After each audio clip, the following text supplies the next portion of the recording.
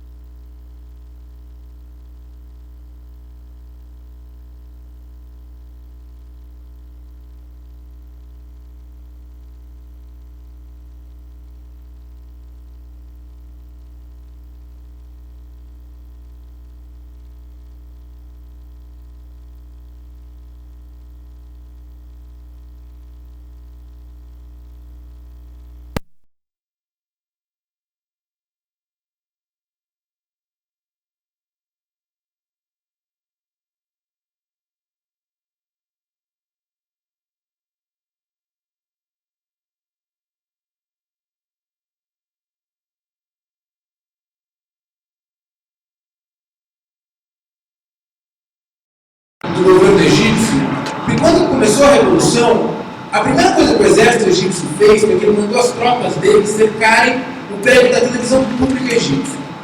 O canal de TV pública do Egito era chamado, na verdade, eles chamavam de Maspiro, que era o prédio onde ficava o Ministério da Informação. Era, digamos, o que existe mais retrógrado que o jornalismo oficialista do mundo. Era um canal de televisão controlado pelo exército, extremamente quadrado, extremamente conservador, e que, pelo menos na visão que estava sendo colocada por aqueles jornalistas que estavam discutindo a realidade daquele momento político, aquele canal de televisão, aquele método de comunicação, aquele método de informação, ele não tinha mais validade nenhuma. Porque agora tudo tinha mudado por causa do Facebook e por causa do Twitter. Esse prédio Maspiro foi algo que marcou muito a minha vivência no Egito, por causa de um episódio que incluiu ele e que eu acho que, de alguma forma, apontou para todos os déficits das análises que se faziam a respeito da força do Twitter, da força do Facebook, da força das novas mídias sociais. Quando o Mubarak tinha acabado de cair, a juventude que tinha ido para as ruas, que tinha, na prática, derrubado o governo, que era muito similar, gente que nem vocês, jovens, alguns universitários, totalmente sintonizados nesses novos instrumentos, eles tinham uma ilusão, que era também uma ilusão que era produzida pela grande imprensa, de que o Twitter e o Facebook iam resolver todos os problemas do mundo, principalmente a partir da militância, do ativismo. Que aquele era um novo momento. Só que com o passar do tempo e com os acúmulos de experiência que ocorreram ao longo do processo, as pessoas começaram a notar que não era tão simples, assim. Que o Twitter e o Facebook, eles tinham um papel importante na mobilização, mas que eles não eram tudo. Que quando passou aquele momento de uma explosão popular, quando as coisas começaram a voltar ao comum, a velha e grande e poderosa mídia egípcia, controlada pelo Estado, começou a ter um papel mais forte durante aquele processo revolucionário. O episódio que eu acho que, falando um pouco desse prédio, que é o prédio do Maspiro, que mais me lembra sobre isso, foi, eu acho que era por volta de outubro de 2011, quando já havia, depois ali de alguns meses, de um novo governo que repetia as mesmas coisas que o governo anterior fazia, e que quando as pessoas já estavam notando que não haviam grandes transformações, começaram a haver no Egito confrontos entre a maioria muçulmana, por volta de 90% da população, contra a minoria cristã.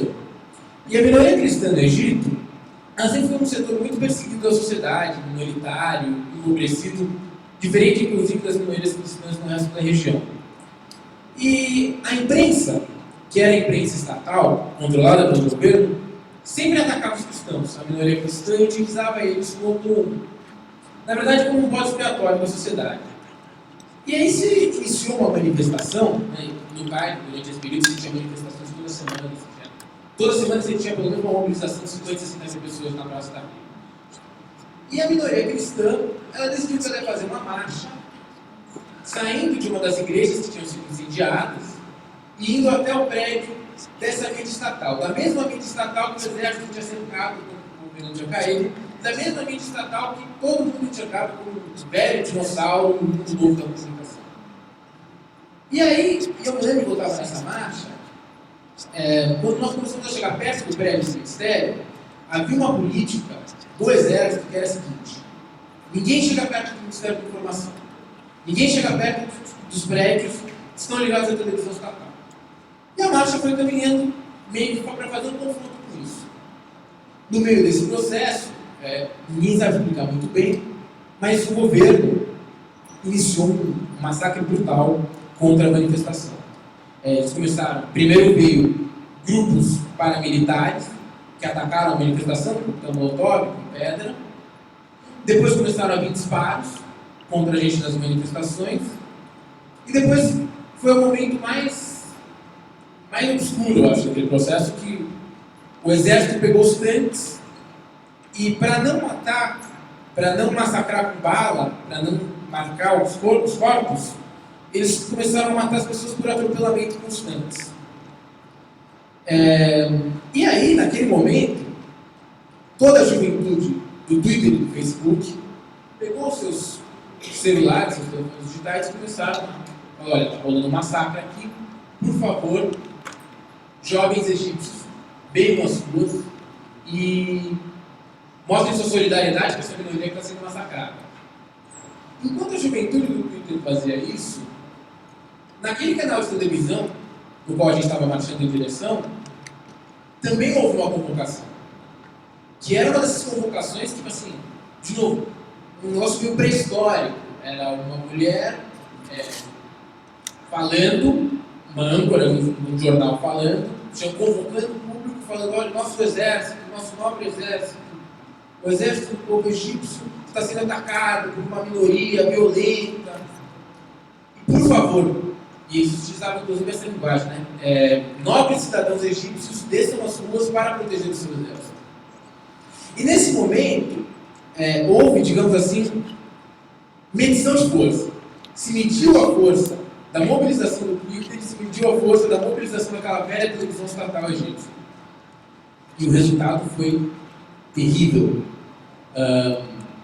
Digamos que se o Twitter mobilizou 1000 pessoas para o nosso lado, a televisão oficial, estatal, mobilizou 10, 15 mil pessoas, que vieram para as ruas achando que o exército estava sendo atacado por uma minoria e que vieram com a ideia de atacar todo mundo que estava na manifestação.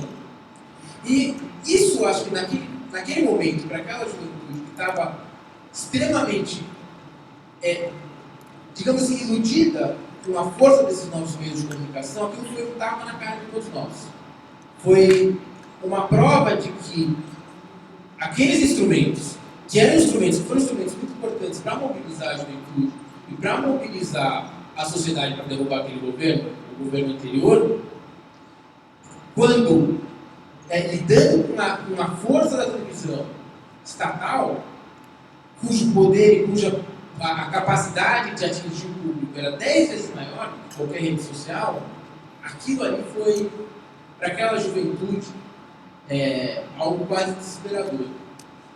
Depois, alguns meses depois, a mesma juventude que tinha muita fé no Twitter, muita fé no Facebook, decidiu convocar uma greve geral. Uma greve geral cuja ideia era novamente tentar derrubar o governo. Quando o governo do Mubarak havia caído, quando o governo caiu, durante os últimos 2 ou 3 dias houve uma enorme greve geral, que foi um negócio meio espontâneo que surgiu do processo, que parou a economia, que foi o que na prática derrubou o presidente. Só que dessa vez essa greve foi chamada fora desse contexto pelo Twitter e pelo Facebook. E, de novo, o resultado foi trágico. Não teve adesão alguma. As capas dos jornais, novamente os jornais estatais, eu me lembro a capa do principal jornal, o egípcio, que era o Al-Akhbar, que falava: e a greve geral foi um fracasso total.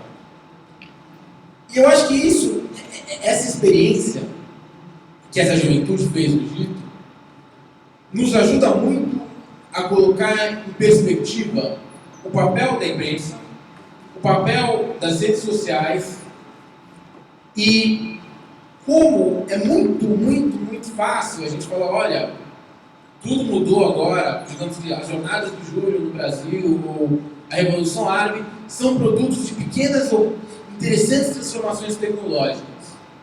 E isso foi feito, inclusive, muito pela imprensa para reduzir a força das mobilizações sociais que estavam muito para além do Twitter e do Facebook.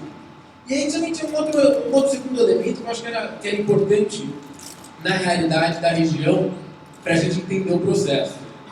Foi o seguinte: se colocava na época que o Twitter e o Facebook eram adversários ou inimigos, digamos, da imprensa tradicional.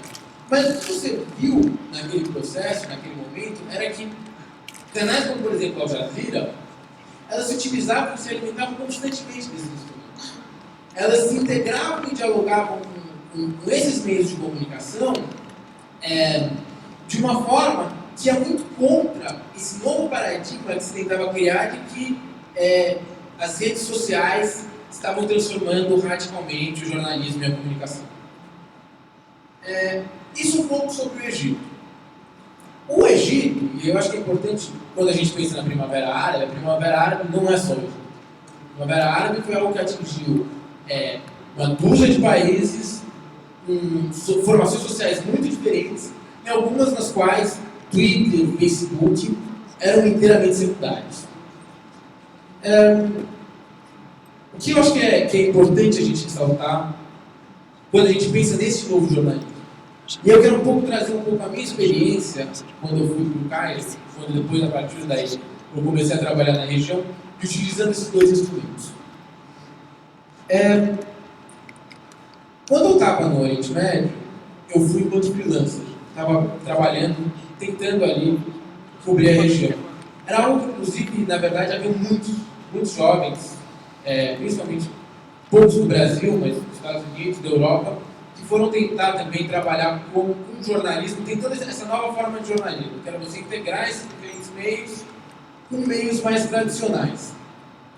E se, por um lado, isso realmente abria portas para a gente, houveram muitas coisas, muitos elementos que nos faltavam, principalmente quando a gente tentava se jogar em espaços nos quais estavam mais ligados à imprensa tradicional, mais ligados à produção tradicional de jornalismo. E eu acho que essa experiência mais forte disso foi a experiência que eu tive recentemente no norte da Síria, que eu fui tentar trabalhar como jornalista cobrindo uma zona de guerra. E aí quando você entra nessa realidade, você se depara com a força e com a importância que são os grandes meios de comunicação e como esses grandes meios têm até hoje, independente de todas as novas mídias, uma capacidade de relatar a realidade muito mais forte do que trabalhos como freelancers e principalmente em essa alternativa. O que eu acho como é que isso daí se expressou, principalmente no norte da Síria, onde eu estava recentemente? Quando a revolução ainda está numa fase no qual ela era mais calma, como era no caso do Egito, você conseguia, e principalmente uma sociedade como a sociedade egípcia, onde o acesso à internet era muito barata, as linhas telefônicas eram muito baratas, você conseguia desenvolver um pouco mais desse processo. Agora, num país como a Síria, onde você teve 40 anos de uma ditadura muito mais brutal que você tinha no Egito, onde você não tinha internet fácil e barata, que nem você tinha no Egito, ou no caso do Egito você tinha uma internet muito rápida, na Síria você tinha uma internet que era muito lenta, e mesmo assim, com todos esses elementos, você teve um processo revolucionário, que foi inclusive muito mais radical do que o processo revolucionário egípcio.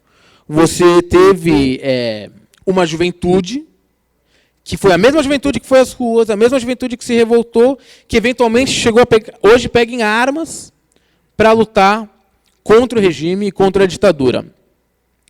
Dentro desse contexto, você trabalhar como um jornalista que tenta utilizar esses diferentes meios de comunicação, ou se associar enquanto um ativista que utiliza esses meios, eles viram cada vez menos e menos importantes. E aí, voltando ao que eu estava dizendo sobre a importância da grande imprensa e a capacidade que eles têm de cobrir eventos como esse, em detrimento de jornalismo freelancer, ou esse tipo de coisa, se expressa no que era trabalhar numa zona de guerra.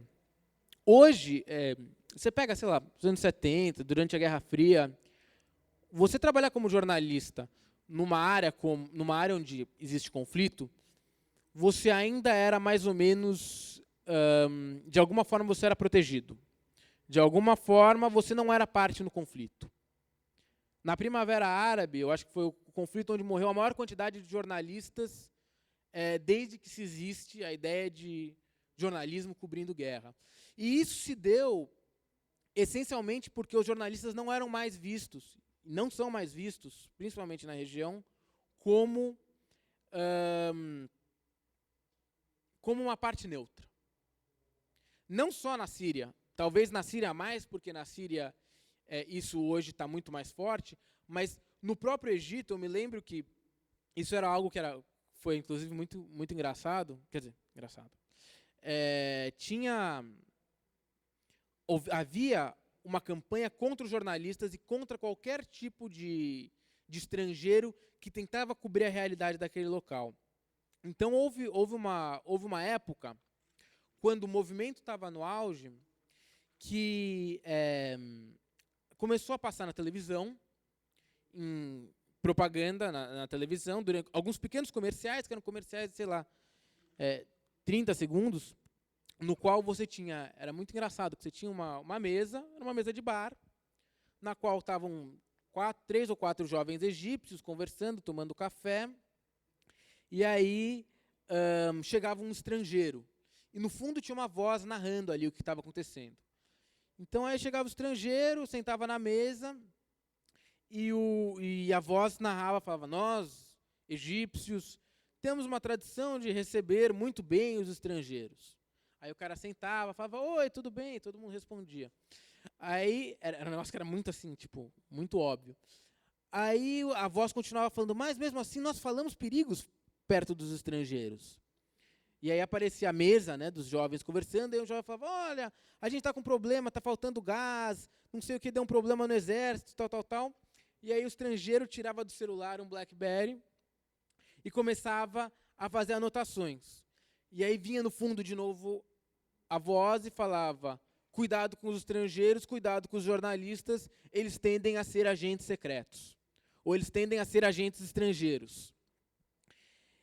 E depois que saiu essa propaganda, né, quer dizer, discutir sobre força da grande imprensa, a quantidade de jornalistas estrangeiros que foram para a Praça Tahrir, no que eles tiravam o celular, juntavam um grupo de 30 caras em volta dos caras e linchava e levava o telefone junto.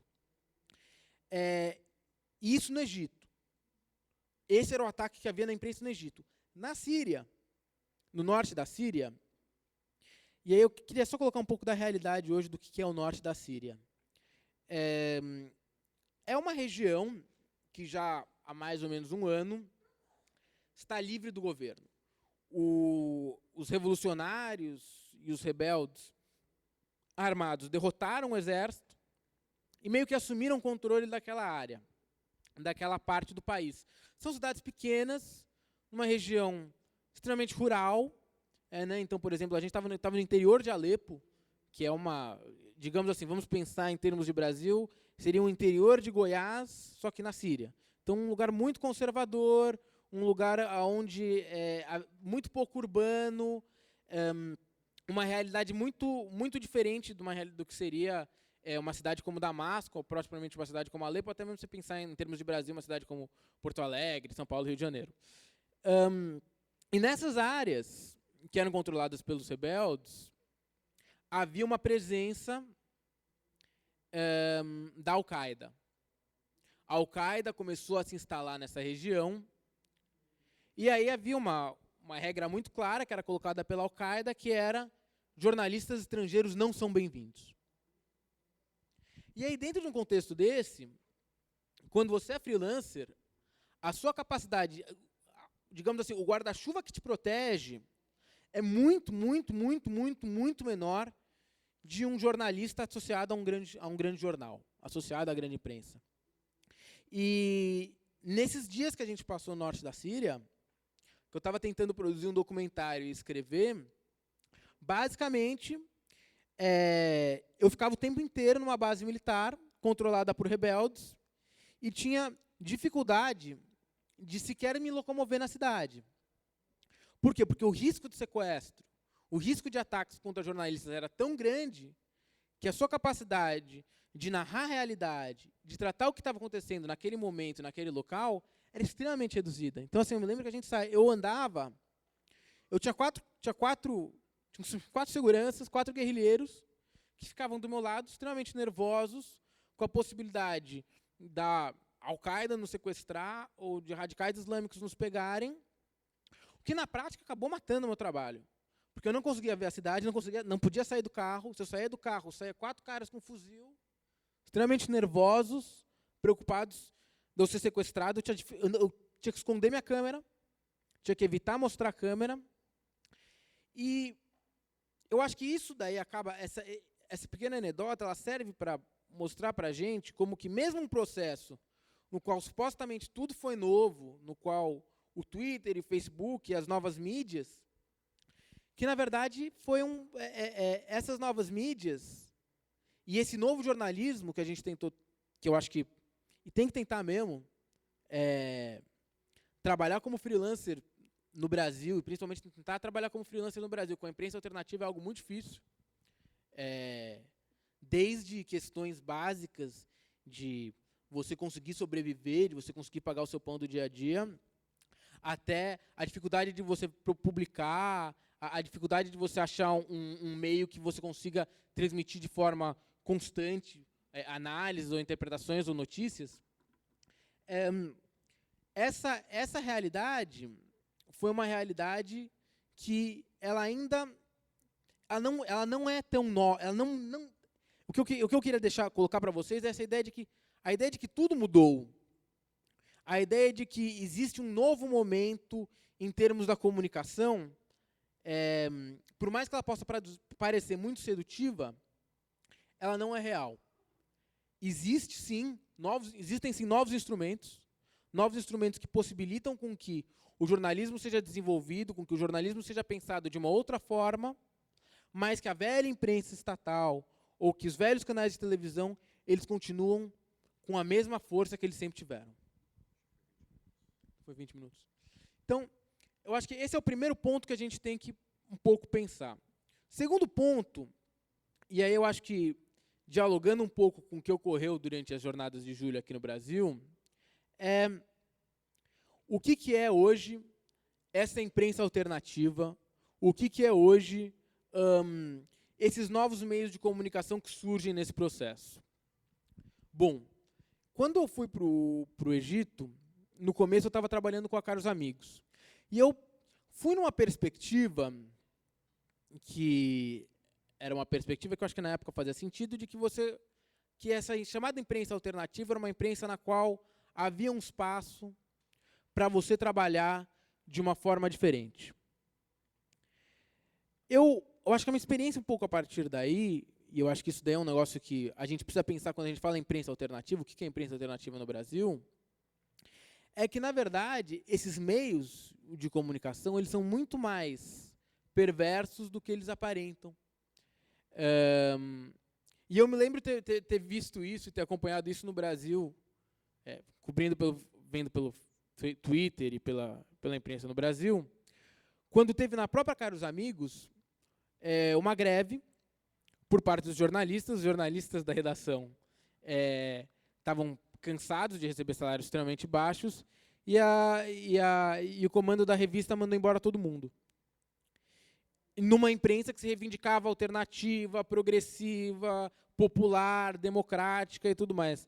E esse episódio, e eu acho que eu associo isso muito com o que você tinha, por exemplo, no Egito, que você tem hoje, inclusive, muito também com essa nova mídia, era que ele revela esse lado da imprensa alternativa, que, na verdade, é uma imprensa que é muito menos alternativa e muito menos independente do que a gente imagina. Primeiro porque é uma imprensa que é totalmente estadocêntrica. Hoje, quando você fala em imprensa alternativa, a primeira coisa que vem para a cabeça do sujeito é dinheiro do Estado. Então, a primeira coisa que vem para a cabeça da pessoa, quando ela vai fazer uma imprensa alternativa, é captar recurso público do Estado. O mesmo Estado. Né? Aí, eu me lembro um pouco nos debates que tinha no Brasil, que era sobre, olha, veja bem, falta dinheiro para a imprensa alternativa no Brasil. O mesmo... E a imprensa alternativa que vai combater coisas como por exemplo, foi o sumiço do Amarildo. O mesmo Estado que some com o Amarildo é o Estado que hoje financia essa suposta imprensa alternativa. Que é uma imprensa alternativa que demite, que é uma imprensa alternativa que desrespeita de uma forma assustadora os direitos trabalhistas. E ela é construída, e eu acho que isso também é algo que é importante, isso se ter clareza, com base num negócio que é muito violento, que é um voluntarismo que substitui o trabalho. Que a ideia é que você começa como um colaborador, que a ideia é que você, na verdade, não está trabalhando para um órgão tradicional da imprensa, que é uma imprensa alternativa, em que, então, tudo bem você, por exemplo, não ter carteira assinada. Então, que tudo bem você trabalhar hora extra. Esse voluntarismo, que também tem sido construído muito pela essa imprensa alternativa, supostamente alternativa, isso é algo que se precisa ter muita clareza quando a gente está lidando com isso. Eu não quero fazer uma imagem que é inteiramente negativa sobre a imprensa no Brasil. Mas o que eu acho que é importante a gente ter em mente é que no Brasil hoje, o jornalismo alternativo, de verdade, independente do Estado, independente das grandes imprensas, ele é algo praticamente residual. A gente saiu no Brasil, ao longo de um processo dos últimos 20 anos, no qual, como não houveram grandes movimentos de massa, a possibilidade de uma imprensa verdadeiramente independente no Brasil, nesse momento, ela é muito, muito, muito pequena. Tá? E isso afeta quando você quer construir e produzir um novo tipo de jornalismo. Hoje, eu acho que o que está sendo colocado, principalmente para quem quer trabalhar o jornalismo de uma perspectiva militante, de uma perspectiva ativista, de uma perspectiva de romper com a grande imprensa, de romper com tudo que está colocado aí, de que a gente, por mais que a gente esteja hoje num momento novo no Brasil, há uma tarefa enorme em termos de construir uma imprensa verdadeiramente independente. E aí eu repito, gente, verdadeiramente independente, que não vive de ajuda do Estado. E isso daí não é algo que é inteiramente novo. Eu não estou, assim, ninguém está inventando a roda. Então você pega, por exemplo, durante a ditadura militar no Brasil, tinha, sei lá, Vértice, Opinião, você tinha jornais que eram jornais de verdade e que eram jornais verdadeiramente independentes, que não viviam às custas de dinheiro do Estado. E que construir esses novos instrumentos de comunicação, existe uma possibilidade e é possível. Existe um espaço hoje para isso. Mas isso se constrói. O primeiro passo que a gente tem que ter para que a gente construa essa mídia que a gente acredita, essa mídia que a gente quer construir, é ter clareza do que a gente não quer. E ter clareza dos limites e do que está colocado. Então, por exemplo, o jornal impresso, ele até hoje, e para construir qualquer tipo de outro projeto político do que está colocado aí, ele tem um papel central. Central. Facebook é importante? É, muito. Mas o Facebook, ele traz vários elementos, isso principalmente na questão da organização política. Ele traz muitos elementos de fragmentação e de atomização. O Facebook, ele tem um negócio muito forte, que é o seguinte: eu escrevi um status, eu coloquei uma coisa aqui, eu coloquei uma coisa ali. Ele quebra a ideia de um comitê editorial. Ele quebra a ideia de você fazer uma divisão de tarefas, de você fazer um trabalho mais estruturado em torno de projetar uma ideia. Eu acho que, de certa forma, isso ajuda a explicar para a gente por que o Facebook foi tão forte durante esse início desses processos revolucionários. Porque a gente vive uma sociedade absurdamente individualista, na qual foram instrumentos igualmente individualistas, mas que de alguma forma construiu uma rede que permitiu com que você avançasse na comunicação. Mas o que a gente precisa entender é que isso foi o primeiro momento, e no Brasil também o mesmo se aplica. Quer dizer, as jornadas de julho, o papel que o Facebook e o Twitter tiveram, foi importante? Foi. Mas é para um primeiro momento do processo. E para que o processo avance, para que se construam organizações independentes dos jovens, independentes dos trabalhadores, independentes das mulheres, ela requer um grau de organização que Facebook e Twitter são incapazes de lidar com. E incapazes de construir uma perspectiva política. Era esse o déficit que os jovens no Egito tinham. Os jovens no Egito acreditavam por muito tempo que era só por Twitter e por Facebook, pelo individual, que você conseguia fazer essa transformação, pela associação em rede. Com o passar do tempo e com as medições de força com o regime, foi provando que, na verdade, a necessidade e a demanda por órgãos coletivos que necessariamente perpassam por um jornal bem estruturado, por um site bem estruturado, por políticas de comunicação sérias e que consigam organizar movimentos, sem isso, existe muito pouco avanço. Não é por acaso que o jornal, tradicionalmente, nos movimentos sociais e no movimento operário, é descrito como organizador coletivo.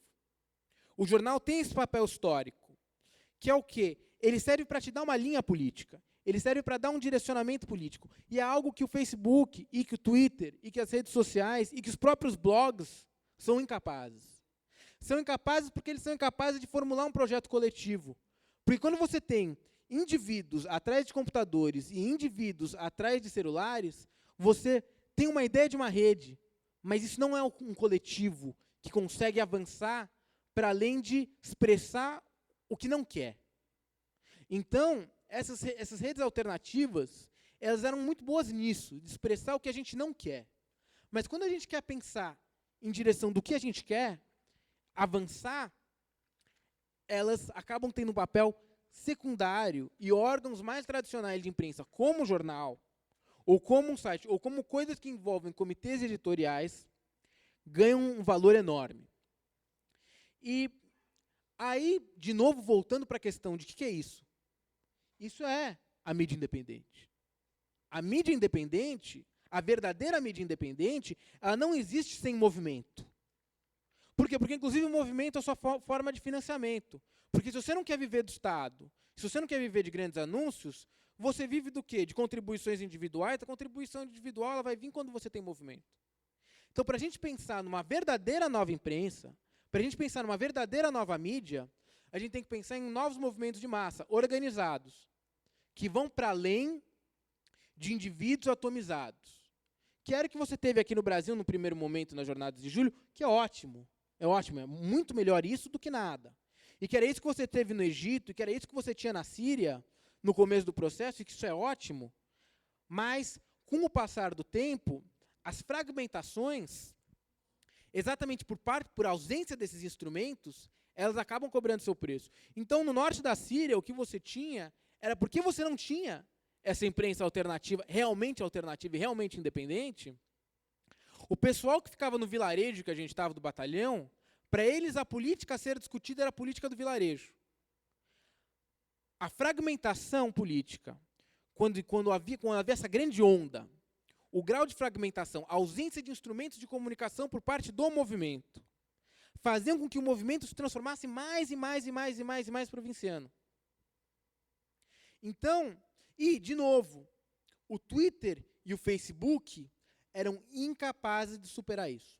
Havia na Síria, não nas regiões que a gente foi, mas havia na Síria uma prática de criar novos jornais. Essa eu acho que foi uma das práticas mais interessantes da Primavera Árabe, do que surgiu de imprensa, que eram, por exemplo, você tinha... era uma coisa muito residual, assim, jornais de bairro, jornais da comunidade. Você teve dificuldade de ir para além para construir um instrumento nacional, para construir um instrumento de comunicação nacional. Mas você tinha esses jornais que começaram a brotar com o movimento. Mas a ausência, por causa da guerra, por causa da violência, por causa dos ataques do regime, porque também no campo dos rebeldes você tinha também muita coisa ruim. Isso era uma realidade muito forte na Síria, que você não tem... Existe um campo, que é o campo do regime, que mata, que tortura, que destrói. Existe um outro campo, que é o campo da revolução, que é onde está a juventude que está se revoltando e tudo mais, onde está o que há de melhor na sociedade, está nesse campo. Mas também aí misturado no meio disso você tem Al-Qaeda, você tem gente oportunista que quer roubar petróleo, você tem um pouco de tudo. Mas a ausência desses campos políticos construírem as suas mídias e construírem seus órgãos de comunicação, em última instância, vão ser o que vão explicar a vitória ou a derrota da revolução. A existência de organismos de comunicação, em última instância, são isso. E aí eu acho que, pensando um pouco aqui, só para colocar, hoje, no Brasil, essa demanda está colocada, de construir essa nova imprensa. Agora, construir essa nova imprensa, e aí eu acho que, por nós aqui enquanto jornalistas, a gente tem que se lembrar que a gente é jornalista, ou quando a gente entra e começa a trabalhar como jornalista, o jornalista, ele é um trabalhador. O jornalista hoje, ele é um peão com uma caneta. Os salários são baixos, né? As condições de trabalho são ruins. E aí, nesse sentido, quando a gente quer trabalhar, a gente tem que se jogar no mercado, só que entendendo que isso é um mercado. Então, quando a gente vê uma oportunidade de trabalhar com ONG, como jornalista, trabalhando com o terceiro setor, ou ver a possibilidade de trabalhar nessa imprensa alternativa que vive de recurso estatal, a gente tem que enxergar isso enquanto emprego, e não enquanto ativismo. Não enquanto construir um projeto de jornalismo, construir um outro... A gente tem que enxergar hoje esses setores e trabalhar na imprensa hoje, e trabalhar na imprensa alternativa hoje, tem que ser enxergado como um emprego, mas que não substitui a construção de uma verdadeira mídia independente, que vai ocorrer independente, ao meu ver, tanto da suposta mídia alternativa que existe hoje no Brasil, quanto a própria grande imprensa. Obrigado.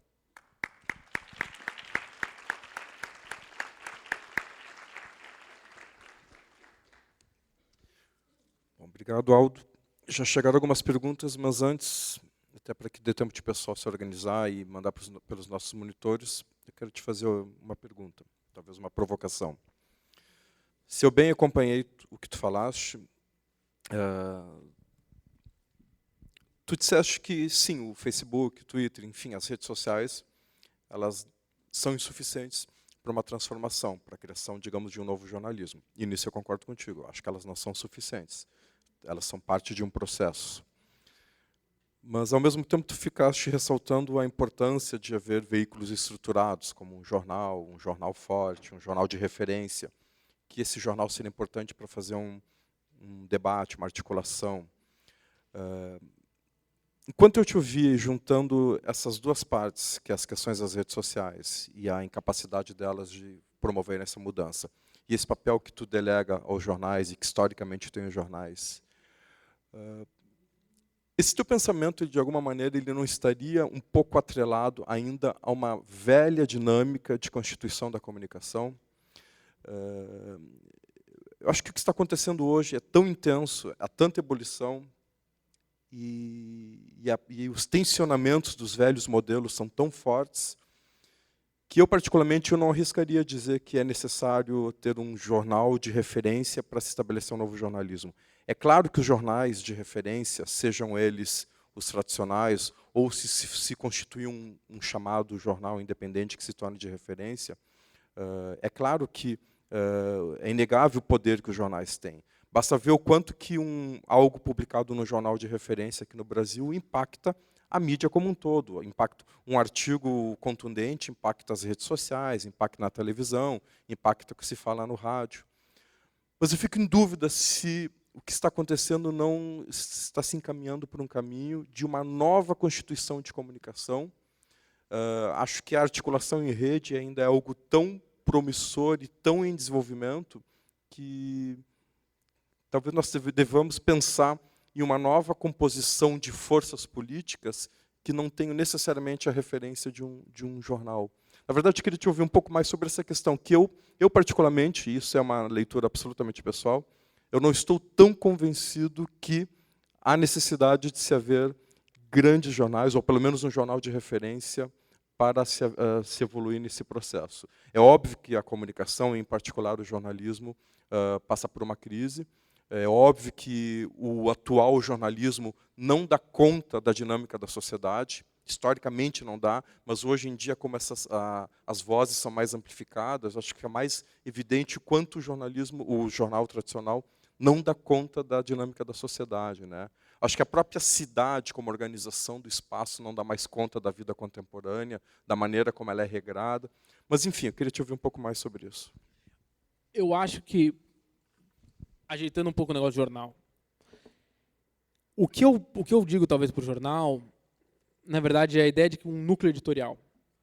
O núcleo editorial, e eu acho que a melhor forma de expressar um núcleo editorial através de um jornal, o núcleo editorial ele vai sempre existir. Por mais de que você possa ter as redes, por mais que você possa ter vários outros instrumentos, por mais que possa ser, digamos que uma aranha, o centro ali, o núcleo, ele vai sempre existir. E para uma imprensa independente, esse núcleo ele precisa estar às claras, porque o que você tem algumas vezes na grande imprensa é que esse núcleo não está às claras. Então é que a cabeça ela acaba ficam nuvens em cima, fica uma dificuldade de se ver. Mas isso não significa que ela não existe, e eu vou para além, para a formulação de ideias, para a formulação principalmente de ideias contra-hegemônicas, para a formação de opinião real. Não é possível imaginar a estrutura da imprensa hoje sem o editorial do Globo, do Estadão, da Folha. Por mais que a quantidade de gente que leiam esses editoriais seja minúscula, por mais que exista uma crise, existe uma cabeça ainda. E essa cabeça, eu acredito, que a sua articulação perpassa jornais, perpassa esses materiais. Bom, não, vamos dizer que seja um site, vamos dizer que seja um canal de televisão. Mesmo assim, há um núcleo duro aí. E esse núcleo duro, ele é inevitável. E aí pode dizer, bom, que a gente vive hoje numa sociedade em rede, que a gente vive, sei lá, numa sociedade pós-industrial, que a gente vive... Eu acho que isso tudo é exagero. Eu acho que, até mesmo, assim, por mais que eu acho que realmente a cidade hoje ela atingiu seu caos, ela está aí para ficar. Ela vai ter que ser reinventada, mas dentro dos marcos. Enquanto vai continuar havendo divisão urbano-rural, vai continuar havendo divisão da cidade enquanto espaço. Eu acho que a ideia de que a gente caminha em direção a um grande cenário de pulverização, eu acho que ele serve muito mais para impedir com que a gente veja com clareza o que está acontecendo do que para nos ajudar a compreender a realidade. Então, o que eu quero, e eu acho que um pouco que eu quero dizer para o jornal, um pouco isso, é de que esse núcleo que pensa e que dá a linha política, e aí, inclusive, eu acho que é algo que muita gente usa a expressão pig, eu não gosto, acho ruim, mas jornal é um partido político. Os jornais são partidos políticos. Eles emitem opiniões políticas que têm efeitos muito, muito fortes. Eu não acho que eles devem ser tratados da forma com que eles são apresentados, mas eu acho que, na prática, todo jornal, todo canal de televisão é um partido político. E partidos políticos do regime, que hoje é abalado pela juventude que sai às ruas. Mas ele existe enquanto um núcleo que pensa política. E enquanto não houver um núcleo que pensa política estruturado, e aí eu acho, e eu digo jornal, podemos falar então que seja um site, mas eu acho que o jornal é a forma mais clara disso, porque fica claro. E eu acho que o movimento e a imprensa alternativa e a imprensa verdadeiramente independente, o que ela mais pode contribuir é com a honestidade. Porque eu acho que se você quer construir uma imprensa independente, ela tem que ser uma imprensa honesta. E uma imprensa honesta perpassa por expressar de forma aberta a posição política. E, às vezes, esse emaranhado que se cria, essas nuvens que se criam, acabam servindo exatamente para isso, eu acho. Para impedir com que se veja de forma clara a linha política. Porque, por mais de que os editoriais de Folha, Estado e Globo sejam, ao meu ver, tenham uma importância absurda, muito poucos leem. Eu acho que o que tem que ficar é que, numa imprensa alternativa, os editoriais devem ser expresso de forma clara. É que talvez o que me inquietou um pouco é justamente essa ideia da necessidade de um núcleo estabelecendo uma política ou estabelecendo uma linha editorial que seja, né? Porque a minha percepção ou a minha crença é de que cada vez mais haverá uma pulverização de perspectivas, de vozes, e que, justamente numa perspectiva de rede, elas vão se organizando, talvez em núcleos menores, talvez não trabalhando com a perspectiva de um núcleo principal, ou de alguns núcleos principais, eles seguirão existindo, seja lá com que perspectiva tiverem, mas talvez eu tenha mais uma crença numa pulverização de perspectivas, que aí sim é fruto de um novo momento, né? Mas eu acho, na verdade, que essa ideia dessa pulverização, eu acho que realmente existe esse novo momento no qual você tem essa pulverização, no qual você tem esse processo de atomização, mas o núcleo segue existindo e essa atomização, essa pulverização, ela nunca vai se dar de uma forma antissistêmica, se ela não está estruturada abertamente com uma perspectiva antissistêmica. No sentido de que, por mais que você possa ter pulverizações, elas se dão dentro de um campo político, que é o campo político do regime. Que é o quê? Que é um campo político onde, por mais que você vai estar expandindo o acesso à imprensa, ele ainda suas fontes de financiamento são controladas, sua força cultural é extremamente restrita, o acesso ainda, por mais que você tenha essa pulverização, ao mesmo tempo você tem poucas famílias controlam todo o sistema de comunicação brasileiro. E elas trabalham muito tranquilamente com a pulverização. Elas trabalham muito tranquilamente com o fato de que você pode ter vários outros instrumentos e que alguns, às vezes, fazem críticas. E a própria existência de crítica dentro do sistema, o próprio fato de que o sistema produz críticas dele mesmo, não significa algo... Primeiro, não significa algo novo. Segundo, não significa algo radical. De novo, né, a partir do YouTube, quando eu estava no Líbano, eu assisti, não sei se vocês assistiram, a propaganda eleitoral do PMDB. O PMDB fez, né, tem aqueles, eu acho que é 5 minutos por semestre, enquanto partido político ele tem direito a um espaço na televisão. Ele fez 5 mil, o PMDB, o partido de Renan Calheiros, o partido de Sarney, o que há de mais na política brasileira, no qual eles fizeram 5 minutos, acho que era 4 minutos e 55 segundos, dedicados exclusivamente para as jornadas de julho, jogando para cima e falando, olha, agora o povo brasileiro está nas ruas, e olha que maravilha, e o PMDB é o partido tradicional da democracia no Brasil. E era assim, um negócio que era quase surreal. E o único negócio era que termina com o Temer abraçando o Papa. Que eu acho que volta um pouco para a perspectiva um pouco mais tradicional. Mas, com exceção desses últimos 5 minutos do Temer abraçando o Papa, você, assistindo aquele programa, se diria facilmente que aquilo lá é um programa da esquerda, democrática, que aquilo lá é um programa contra o regime. E o que eu estou dizendo é o seguinte, é que até mesmo os instrumentos mais antiquados da oligarquia brasileira, elas conseguem muito facilmente dialogar com essa ideia de redes e de pulverização, ao ponto de, inclusive, tentar cooptar um movimento que foi objetivamente contra ela. Então, o que você teve em Brasil nas jornadas de julho era um movimento objetivamente contra tudo que o PMDB representa. Tudo que o PMDB representa, as pessoas estavam indo contra nas ruas. É incrível você parar para pensar que o PMDB pega esse momento, pega essas imagens e usa isso num programa de autoconstrução na televisão. Então, por isso que eu digo que é muito frágil ainda o momento, que é muito frágil os instrumentos e que é muito frágil e limitada a ideia de que essa pulverização possa fazer surgir algo novo. Vamos às perguntas. Eu vou articular algumas para até nós ganharmos mais agilidade.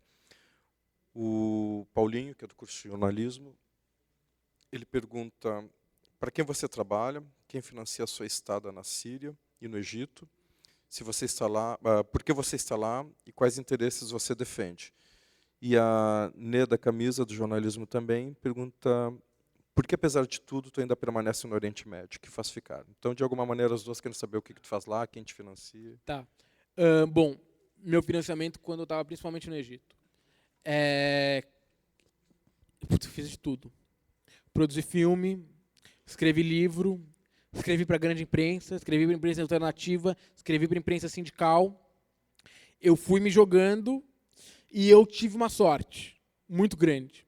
Quando eu estava no Cairo, o dólar era 1,50. Hoje o dólar é 2,50, o que provavelmente indica que eu vou ficar agora mais um bom tempo no Brasil. Principalmente no Cairo, o dia a dia era muito barato. E quando você consegue pegar uns trabalhos de freela, sei lá, por exemplo, se você consegue publicar um artigo no Aliás, você consegue tirar R$1.000. Na época, R$1.000 eram $500. $500 no Cairo é muito dinheiro no Brasil.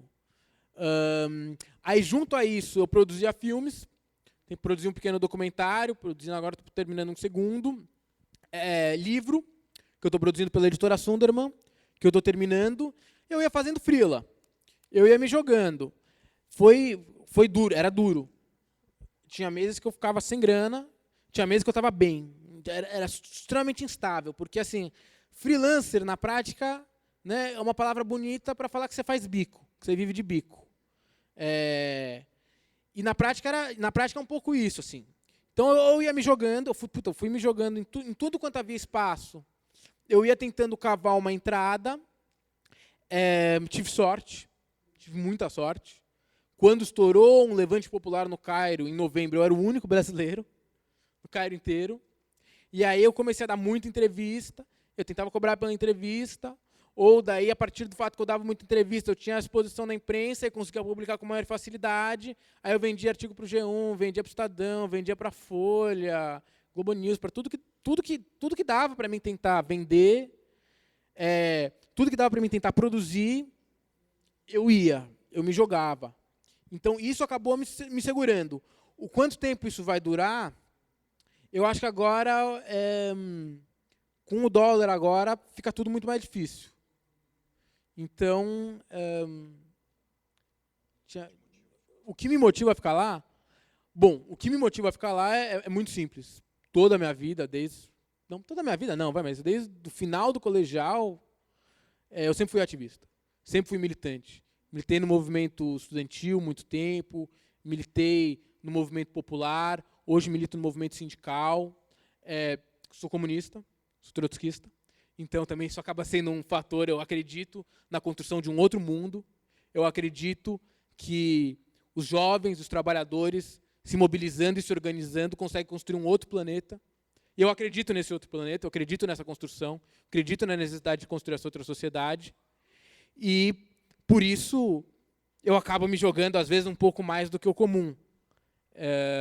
Mas o que me motiva é que eu acredito na possibilidade de um outro mundo que vai ser construído a partir de jovens, como nós, de trabalhadores, de pessoas em movimento lutando para construir um outro planeta. Então, isso é o que me motiva. O Alexandre Kupak, do jornalismo. Surgiram coletivos de comunicação durante a Primavera Árabe? Qual eram seus papéis e relevância? Cara, surgia muita coisa. Pipocava coisa. O problema era que pipocava e logo desaparecia. Tinha e isso era um negócio desse novo momento, era que surgia, como você não tinha uma linha política clara, esses negócios surgiam e desapareciam. Aparecia um jornal, durava um pouco tempo e depois desaparecia. Era tudo muito do movimento. Havia um canal de YouTube que é muito legal. Chama-se Mocerin. Eram moleques, gente da nossa idade, que pegou a experiência de pegar a câmera e ir para a linha de frente. Da Tahrir e ir para a linha de frente dos enfrentamentos na rua Mohamed Mahmoud, que era onde você tinha os conflitos, que eram os cercos aos ministérios, né? Você tinha era uma coisa incrível. A massa cercava os ministérios, aí você tinha o exército do outro lado e a polícia, e o exército atirando e a massa indo para o enfrentamento. E era uma molecada, alguns que tinham estudado no exterior e que quando estourou a revolução eles voltam para o Egito. E eles formaram esse coletivo, que era um coletivo, e esses caras viraram craque de filmar. Chama-se Mocerin. Vale a pena vocês assistirem os filminhos deles. Até hoje eles têm. E, para mim, esse foi um dos órgãos mais interessantes que surgiu. Eles fazem uma produção hoje que está na Al Jazeera, que está na CNN, viraram figuras públicas. Era um negócio que você tinha muito forte, muito mais no Egito do que na Síria. Você teve um processo de estrelismo muito grande. Então, você tinha jovens que da noite para o dia viraram estrelas na CNN ou na BBC. Ou, por exemplo, eu tenho vários amigos que foram fotografados para Homem do Ano na Time. Quer dizer, um negócio também surreal. Molecada. Então, assim, você tinha gente que, sei lá, tinha 100 mil seguidores no Twitter, que tinha 22 anos e estava, sei lá, na faculdade, sei lá, que era estudante. E esse era um processo que também foi um processo que era meio complexo, porque a grande imprensa mundial chegava e começava a paparicar os caras e as pessoas viravam um pouco estrelas. O que tinha depois um efeito muito negativo, né? Porque quando você começa com esse negócio de estrelismo, para daí para o cara trabalhar num projeto coletivo, para daí para o cara sentar, fazer uma votação ser minoria e aceitar ser minoria, é muito difícil. Porque também o estrelismo ele fortalece uma perspectiva individualista, enfim. Mas muitos desses rapazes que organizavam esse coletivo aí que chama-se Mocerino, que eu recomendo a todos, acabaram virando grandes estrelas da Revolução. Mas fizeram um trabalho muito bom, muito importante. Tem duas perguntas que se relacionam com essa tua resposta. Uma, do Henrique, do jornalismo, é o quanto as redes sociais ajudam a fortalecer o individualismo. E a outra, inspirada nessa questão que tu falaste do grupo, é: você acompanhou as manifestações do Brasil? O que você achou da cobertura da mídia ninja? É da Amanda, do jornalismo. Então é a questão do individualismo, se as redes sociais fortalecem, e o que tu achaste da cobertura da mídia ninja? Então, isso é uma contradição, né? É uma contradição que existe no Facebook e no Twitter e tudo mais. Que é o quê? Eu acho que a ideia era que ele fortaleceria, mas hoje ele não fortalece. Hoje ele virou um negócio meio estranho, porque ele permite associações em rede e tal. Eu acho que é um instrumento, eu acho que é algo extremamente individualista. Agora, o fato dele ter permitido com que as pessoas se organizassem, com que as pessoas saíssem nas ruas, que é a total quebra do individualismo, gera essa contradição. Então, digamos que é um instrumento que é individualista, mas que serviu e que teve um papel objetivamente extremamente coletivizador e democrático e tudo mais. Quanto à mídia ninja, algumas coisas sobre a mídia ninja que eu queria falar. A primeira é um negócio engraçado, que, na verdade, a mídia ninja, esse negócio de você filmar ao vivo, primeiro que você tinha isso muito na Síria. E era algo comum, que tinha alguns... eu me lembro que eu tinha um amigo no Cairo, que era um exilado sírio, que ele organizava esse negócio na Síria e ele levou isso para o Egito. Chamava no Cairo a gente tinha exatamente a mesma coisa que esse mídia ninja, que chamava-se Ana Mubasher, que quer dizer em árabe, eu estou ao vivo. Que eram os amigos meus que pegavam o celular e filmavam a manifestação. Isso eu acho que era super positivo. Óbvio, tipo, era limitado porque era só isso, né? Você pegar o celular e filmar ali a pancadaria. Que é legal, mas não foi muito para além. Isso era algo muito legal. Quanto ao mídia ninja, se o mídia ninja for isso, de uma molecada com celular filmando ali a pancadaria e mostrando que a imprensa não mostra e tudo mais, eu acho que é muito bom. O que me preocupa e o que eu tenho 3 pés atrás é em relação a uma organização chamada Fora do Eixo. E foi colocada a pergunta do que eu acho do mídia ninja.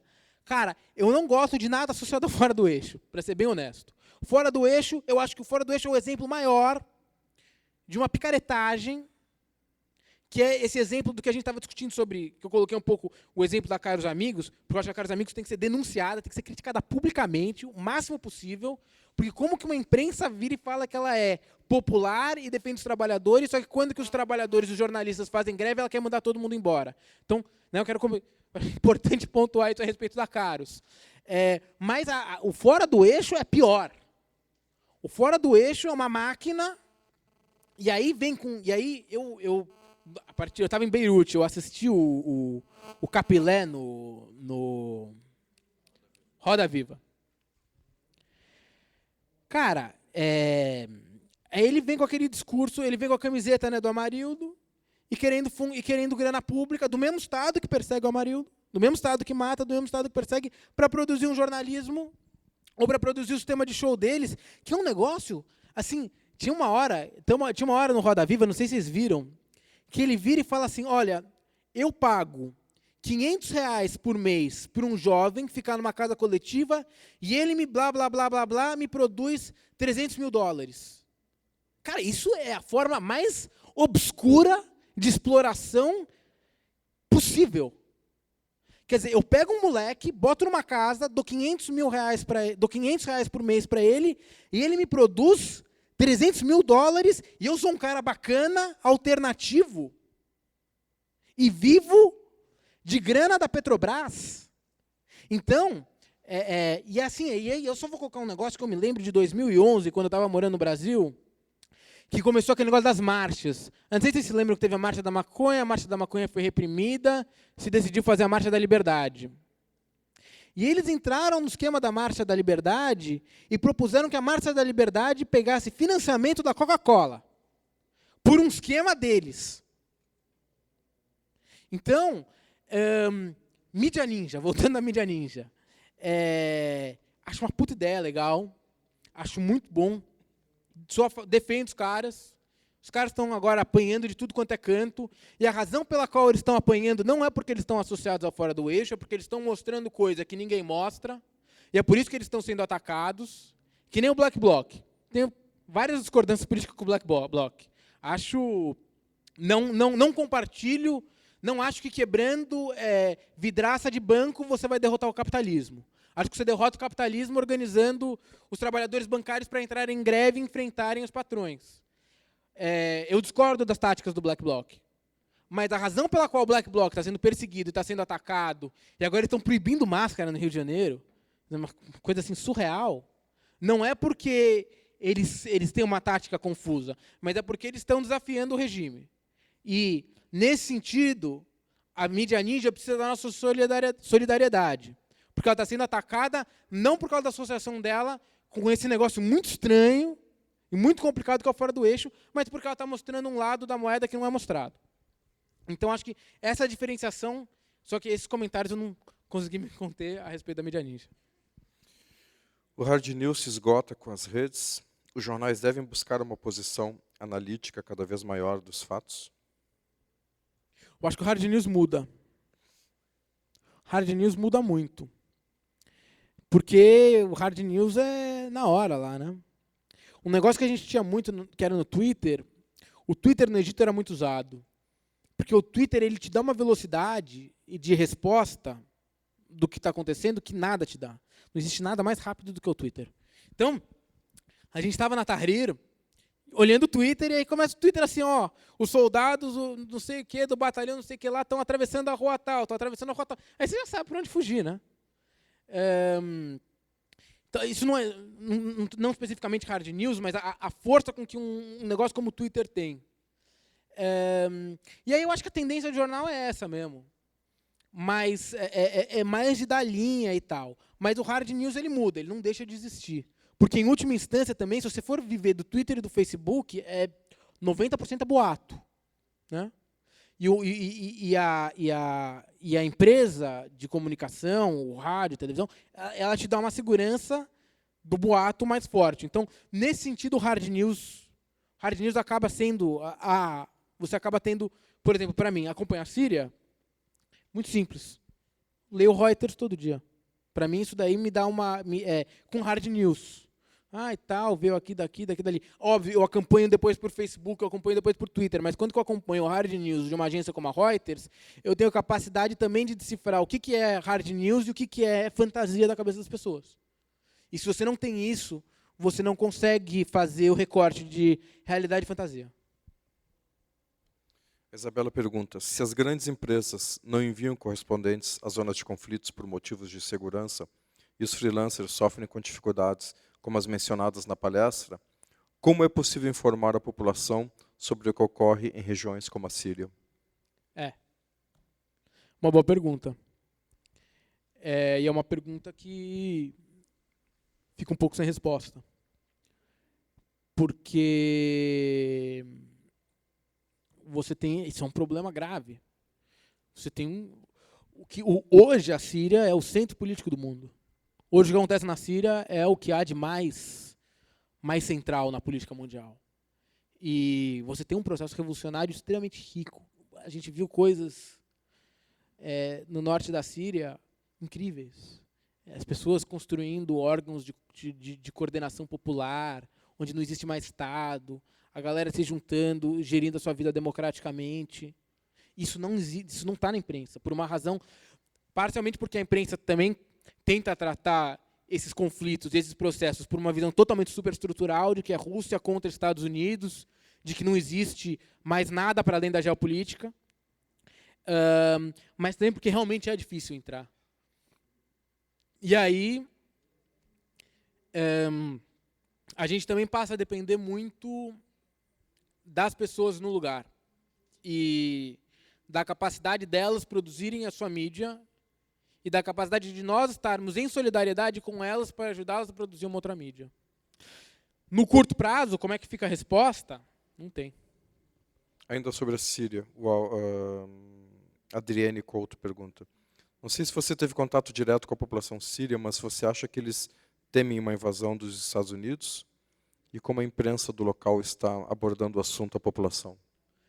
Bom, a respeito do ataque americano à Síria. Primeiro, a respeito do lugar que eu estava. Por causa de todas as limitações que eu coloquei para vocês, e por causa que o movimento subindo lida com um processo de fragmentação política enorme, por exemplo, a gente estava numa cidade chamada Membej. O cara de Membej não está pensando sobre o que os americanos e os russos estão discutindo. O cara em Membej está muito pouco preocupado com a possibilidade de um ataque americano à Síria. A fragmentação política hoje é tanta que o cara praticamente só pensa na política local da cidade dele. Eu conversei com muitos guerrilheiros, muitas direções de batalhão na Síria. O que eles me falavam a respeito da intervenção americana? Haviam alguns que tinham, eu diria que essa era a maioria, que falavam, olha, o Assad é um assassino, o Assad está jogando gás na gente, e esquece o gás, porque o gás matou 2.000 pessoas, os tanques, as bombas, mataram 100 mil, 150 mil. Então, o que é 2.000 mortos na base do gás, se você tem 150 mil mortos na base do tanque, e da bala, e do estupro? Então, o Assad é isso. Nós estamos em armas contra o Assad, mas nós não confiamos nos americanos. Não confiamos nos americanos por quê? Porque o discurso dos Estados Unidos, eles não querem derrubar o regime, eles querem ter uma negociação. O que os americanos querem na Síria é que a oposição e o regime sentem numa mesa, cheguem a um acordo no qual o Assad sai algumas figuras públicas do regime, só que você mantém o negócio e você faz um acordão. Ninguém quer acordão na Síria. Ninguém quer acordão.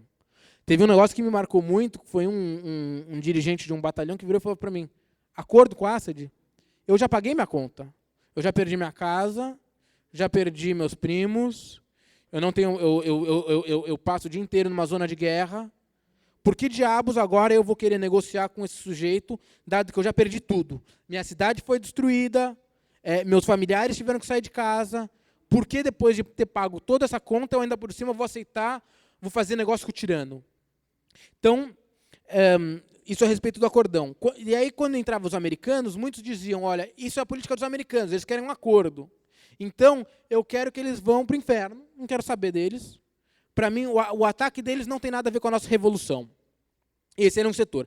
Havia um segundo setor, que era um setor mais desesperado, compreensível, está sob bombardeio, tal. Falava, olha, para mim, é 2 diabos lutando um diabo contra o outro diabo, mas nesse exato momento o diabo maior é o Assad, que é meu inimigo, então eu estou disposto a aceitar com que haja ajuda por parte dos americanos para bombardear o regime. Mas isso, pelo que eu senti nesta pequena cidade, era um sentimento minoritário. O que é um sentimento majoritário é que o mundo abandonou o processo, é que houve uma revolução no qual os jovens saíram às ruas, clamando por liberdade, foram abandonadas pelo mundo, e que os Estados Unidos, se intervir na Síria, não intervêm pelo bem da revolução, não intervêm pelo bem do povo, intervêm pelos seus objetivos geoestratégicos, intervêm por tentar arranjar um acordo entre o regime e a oposição, mas não intervêm para fortalecer o processo. Então, isso era mais ou menos um consenso, que, na verdade, que os americanos não são amigos.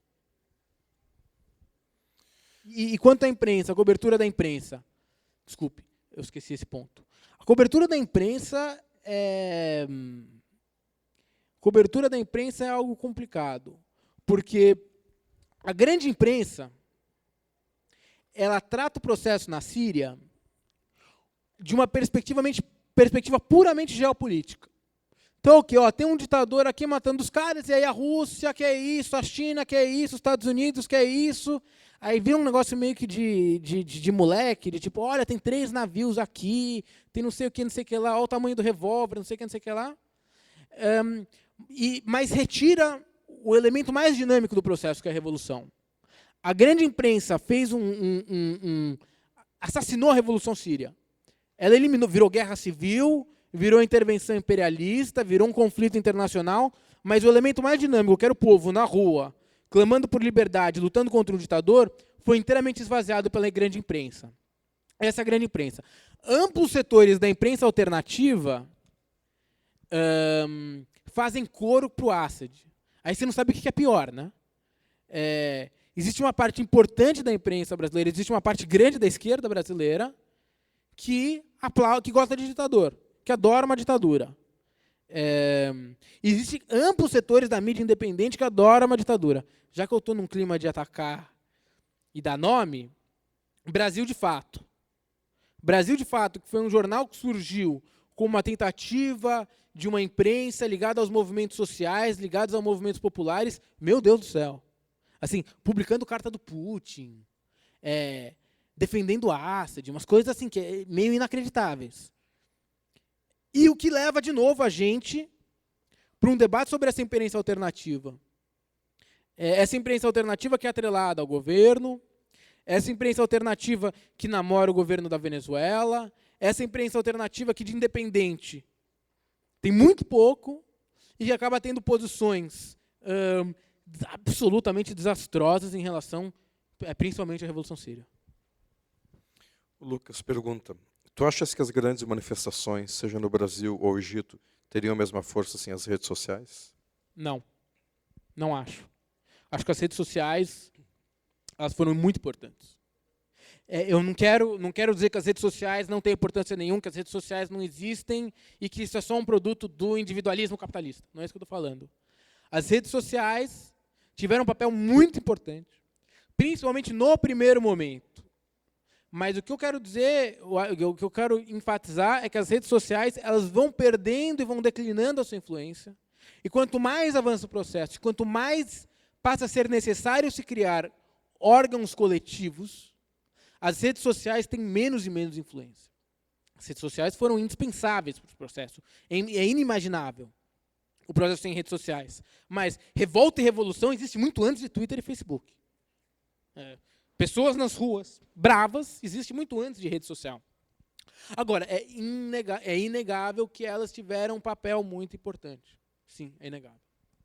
Tem duas na sequência. Uma pergunta se tu achas que faltou maior apoio das mídias tradicionais aos movimentos aqui no Brasil. E outra, da Maria Polo, por que você acha que a imprensa brasileira, que não é estatal, que existe uma democracia, tem dificuldade em acompanhar o pensamento desses jovens? É possível pensar hoje em grandes mudanças no Brasil sem apoio dessa imprensa tradicional? Então, de alguma forma, as duas são sobre a primeira, se faltou apoio da mídia tradicional. A mídia tradicional. Bom, mídia tradicional no Brasil são, vocês têm os números mais frescos do que eu, são 7 famílias? 8 famílias? Família que é dona da Globo, a família que é dona da Folha, família... Então, assim, você falar de democracia, democracia para quem? A mídia tradicional é uma empresa que produz uma mercadoria e que vive ela é ligada ao regime. Ela é parte, ela tem interesse, ela é, que nem eu falei, ela é meio que um partido político.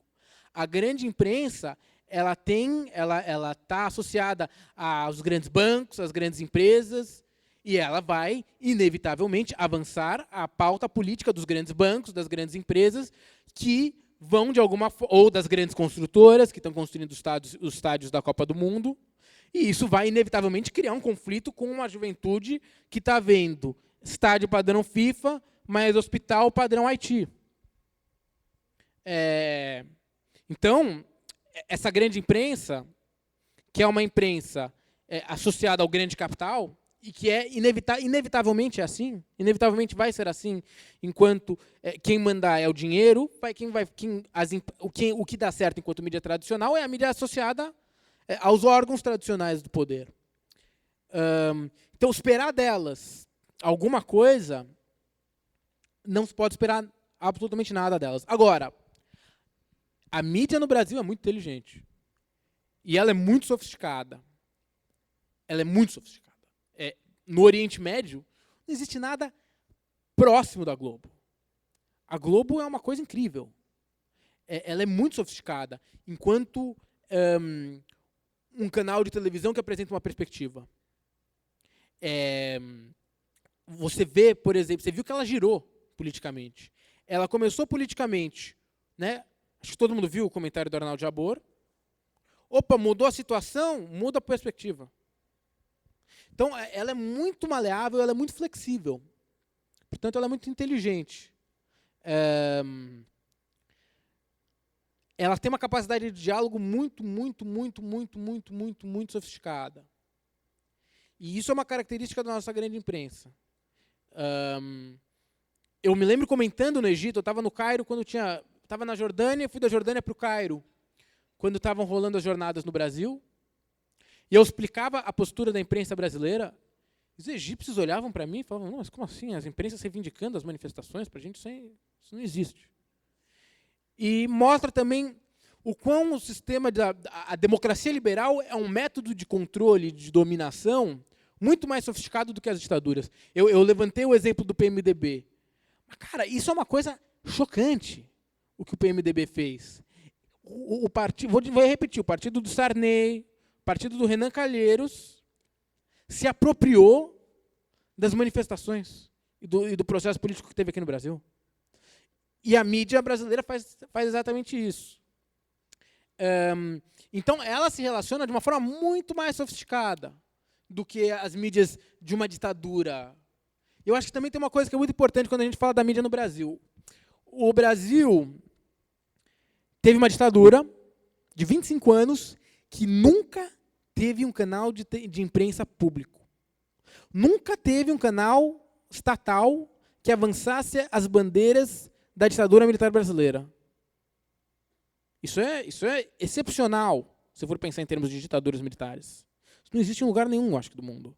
Onde não houve o regime militar brasileiro, a ditadura militar brasileira, não sentiu a necessidade de constituir um órgão próprio. Dado que a imprensa, a grande imprensa no Brasil, é tão subserviente ao poder, instituído, que você sequer precisa de uma imprensa estatal poderosa. E isso revela a complexidade desse negócio que é o Brasil. E desse negócio que é a democracia liberal brasileira. Que é uma grande confusão. Né? Então você tem uma mídia que é muito sofisticada, mas que dá espaço. Isso daí também é um negócio que tem que ser entendido. Ela abre alguns espaços que tem que ser utilizados de forma inteligente. Ela tem coisas de muita qualidade. Tem produções brasileiras que são muito, muito boas. Muito, muito boas. Você vê coisa muito crítica na TV a cabo, muitas vezes. O que revela com que o sistema é muito mais complexo e muito mais difícil de ser derrotado do que, por exemplo, um negócio mais caricato e tal. No Egito, mulheres que protestam e fazem cobertura jornalística correm risco de sofrer abuso sexual. Como isso repercute no país? Qual é o impacto que os protestos sofrem?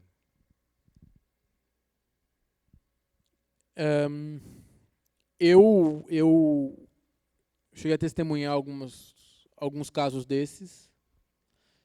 O que eu posso falar sobre eles? Primeiro que é uma coisa assim traumatizante para a mulher, é uma violência absurda, tem que ser condenada da forma mais firme possível. E aí a juventude revolucionária do Egito, os jovens da Tahrir, são extremamente críticos disso. Havia um negócio chamado Operation Harassment, que era o hashtag do negócio, que foi quando você tinha movimentações de massa na Tahrir, a juventude criava cordões para isolar as mulheres e proteger elas de assédio sexual. Agora, o que vocês precisam entender é que a Tahrir é um mundo. E o Egito é um país no qual 50% da população é camponesa, no qual o processo de urbanização é muito recente, no qual você é uma sociedade culturalmente conservadora, independente do Islã. Você pode ser um sujeito conservador, independente da sua religião. A sociedade egípcia é uma sociedade conservadora, uma sociedade conservadora camponesa, e isso vai produzir necessariamente uma sociedade que vai ter algum tipo de dificuldade de lidar com mulheres estrangeiras que não seguem os costumes locais. Você tem no Egito, isso é um problema. Isso é um problema enorme. Você teve no Egito, ao longo da ditadura militar do Mubarak, muito se falava, é um regime secular. Isso é mentira. Todas as ditaduras, inclusive a ditadura síria, que se apresenta como super secular, elas todas utilizaram religião, elas todas deixaram a sociedade mais conservadora, induziram ela para transformá-las em sociedades ainda mais machistas. Então, por exemplo, se for pensar no Egito, de 1950 a 1960, ele era 10 vezes mais liberal do que é o Egito hoje. Parece que não, né? Eles sempre foram obscuros, sempre... Não. Esse processo de radicalização islâmica da sociedade, de uma perspectiva extremamente estreita do Islã, e aí nunca na história do Islã houve algo como a Arábia Saudita, que é o que há de mais insano e mais bizarro, não tem nem outra palavra para descrever. A Arábia Saudita é um país bizarro, com regras e costumes sociais bizarros, que tem muito, muito, muito pouco a ver com a história do Islã. Mas a força dela, o peso da Arábia Saudita, que está associado ao peso do petróleo, e dos regimes associados à Arábia Saudita que islamizaram e deixaram a nossa sociedade cada vez mais conservadora, uma sociedade camponesa, uma sociedade muito pobre, geram esses absurdos, esses ataques às mulheres, que era uma coisa... Mas que a juventude, principalmente a juventude mais ativa, os setores mais ligados ao ativismo, na verdade, tinham profunda vergonha disso. E tinha uma militância cotidiana voltada para combater essas práticas. Então, acho que isso que é importante.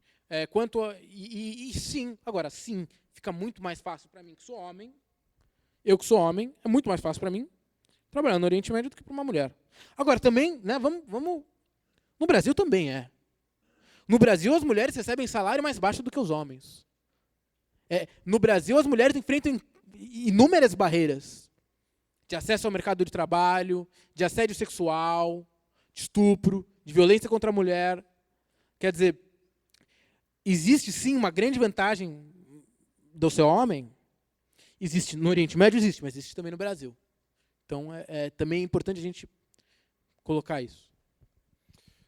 O Lourenço pergunta, até que ponto o conhecimento de formação de relações internacionais agrega na sua atividade jornalística?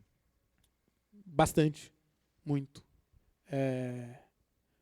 Muitos instrumentos que eu acabei acumulando no curso de Relações Internacionais eu uso hoje. Inclusive dos que eu acumulei também na Faculdade de Direito. E eu acho que é muito importante, e eu acho que se vocês... Quem pretende trabalhar, seguir carreira no jornalismo, que vá num sentido mais voltado a uma produção mais diferenciada, mais analítica, não percam seus vínculos com a academia. Não deixem de estudar, fazer mestrado, fazer doutorado, se aprofundando em temas. Isso é importante. É importante a gente não perder o vínculo com a academia. A academia ela é um espaço privilegiado para troca de ideias. Então, é importante a gente se utilizar o máximo possível desse espaço. A gente está se encaminhando para o final e tem duas perguntas que convergem para o futuro, no Egito e na Síria. A pergunta do Augusto pergunta que, enfim, tudo que tu conviveste em 2011 e desde então as transformações, o exército está no controle, qual a tua opinião para o futuro político do Egito? E a pergunta é convergente com a da Amanda, que se tu acredita que a Al-Qaeda vai controlar a Síria e se caso os rebeldes deponham a ditadura. Enfim, tuas apostas para o futuro político. Minhas apostas para o futuro e Egito e Síria. Bom, eu acho que, bom, então dá um pouco de um geral do que eu entendo ser a situação política. No Egito. Acho que o processo revolucionário no Egito se derrubou o governo, mas não se derrubou o regime. No sentido de que um regime militar autoritário que havia do Mubarak, que é anterior ao Mubarak, ele continua. Então, o que aconteceu no Egito foi que o governo caiu, mas o regime não caiu. Tá? Isso, por exemplo, é diferente da Tunísia, onde caiu o governo e caiu o regime, surgiu um novo regime. A Tunísia, você pode dizer, com todas as suas limitações, é uma democracia mais ou menos liberal, mais ou menos democracia. O Egito não, o Egito continua sendo uma ditadura, com elementos do que a gente chama na ciência política de elementos bonapartistas, que é, então, tipo, de vez em quando o negócio aperta, o cara convoca um plebiscito no qual o cara sabe que vai ganhar e usa isso para se fortalecer politicamente. E esse regime continua no Egito. Quando se elegeu um governo, a Irmandade Muçulmana entrou na presidência do Egito, é importante lembrar que a Irmandade Muçulmana ela não era oposição ao regime. A Irmandade Muçulmana ela era meio que a oposição do Sim, e o partido do Mubarak era o Sim Senhor.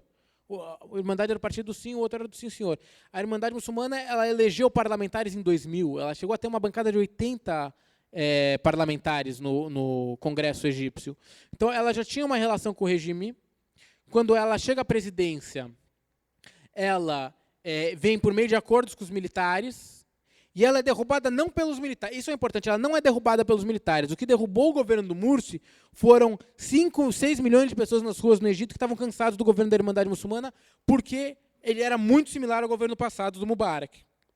Os problemas do pão continuavam, os problemas do emprego continuavam, os problemas estruturais do país continuavam, tanto sobre os islamistas quanto sobre o Mubarak. Agora voltam os militares. Os militares voltam com muita legitimidade, mas eu acredito, no longo prazo, que essa legitimidade tende a corroer. Porque você tem um processo revolucionário ocorrendo. Olha, é um processo que hoje está numa conjuntura extremamente reacionária, ele está totalmente fragilizado, mas há um processo revolucionário. Na Espanha, antes da Revolução de 36, você teve os chamados 2 anos negros, eu acho que foi 32, 34, no qual você tinha também um governo extremamente repressor militar. Mas isso não encerrou o processo revolucionário na Espanha, que foi lidar numa das experiências democráticas mais radicais da história do século XXI. Desculpa, da história do século XX. Então, o que eu acredito que você tem hoje no Egito é uma conjuntura extremamente reacionária, só que em um momento maior, que é um momento revolucionário, e que as demandas colocadas pela massa, que são, né, o lema da revolução, Aish Horeya Adalet Maia, que quer dizer pão, liberdade e justiça social. Essas demandas que perpassam o quê? A questão do emprego, questão do pão, questão de uma cidade... Cairo é uma cidade invivível. Cairo é um desastre. É o símbolo do desastre urbano. Essa realidade ela vai continuar no Cairo. E isso quer dizer o quê? Que daqui a algum tempo, as ilusões que a massa tem no exército, elas vão ser reduzidas. E o conflito social retorna. Então, eu acho que não acabou a Revolução no Egito. Eu acho que hoje ela está numa situação muito delicada, mas eu acho que ela segue viva. A respeito da Síria, o processo revolucionário sírio é muito mais avançado do que o processo revolucionário egípcio. Por quê? Porque na Síria ela derrubou o regime nas zonas livres. Mas aí vem a crise do projeto. A ausência de um projeto por parte dessa juventude que hoje pegou em armas e tudo mais, a ausência de um projeto nacional, de uma organização que possa avançar uma outra perspectiva, um outro projeto de país, não está lá. Isso se constrói. Isso não vai ser da noite para o dia. E agora, dentro desse contexto, grupos como a Al-Qaeda, que tem muita grana, que tem gente muito bem organizada e que tem um programa muito claro, que tem as 3 coisas que os revolucionários sírios não têm, que a juventude revolucionária síria não tem. Eles têm dinheiro, os jovens não têm dinheiro. Eles têm um programa muito claro, os jovens não têm um programa muito claro. E eles têm muita disciplina. São disciplinados. E na política, na luta social, a disciplina é o que, principalmente numa luta armada, ganha quem é mais disciplinado. Dito isso, a Al-Qaeda ela é super minoritária. São poucos lutadores bem organizados com dinheiro. São poucos. Existe uma massa de jovens, desarticulada, tal, mas que está lá e que está lutando e, de alguma forma... bom, mais um elemento que eu esqueci de colocar. A Al-Qaeda é muito estrangeiro. Tá? É muito cara que vem da Chechênia, que vem da Jordânia, que vem do Iraque, que vem do Líbano, e tem pouca relação com a população local. Então ela é muito frágil. Ela entra, por exemplo, na cidade que a gente estava. Ela entrou na cidade que a gente estava, pegou, sei lá, 5 milhões de dólares, meteu na fábrica de pães e abaixou o preço da comida. Aí, quando você faz uma medida populista dessa, você dialoga. Mas isso é limitado. E o povo não gosta da Al-Qaeda. É que, assim, hoje o povo está na perspectiva do seguinte: o maior dos diabos é o regime do Assad. Eu não vou parar minha guerra contra o Assad para começar a sair por aí matando os caras da Al-Qaeda. Ou, pelo menos, eu posso até trocar uns tirinhos com eles, mas meu foco hoje é a derrubada do regime. Acho que uma vez que o regime for cair na Síria, eu acho que o regime vai cair, eu acho que ele não tem saída, vai haver um cenário de caos em que grupos como a Al-Qaeda podem até ser fortalecidos num primeiro momento, mas, no longo prazo, a dinâmica vai muito contra eles. Muito contra eles. Então, eu acho que hoje existe, nas revoluções árabes, uma conjuntura extremamente delicada, mas dentro de uma situação maior revolucionária. E dentro de um processo revolucionário que a gente não sabe para onde vai, mas que eu acredito que está mais vivo do que nunca. Mais algum comentário, alguma consideração final? É isso. Então, agradeço a presença de todos vocês e agradeço novamente ao Aldo a participação aqui no Set Universitário. Muito obrigado. Obrigado.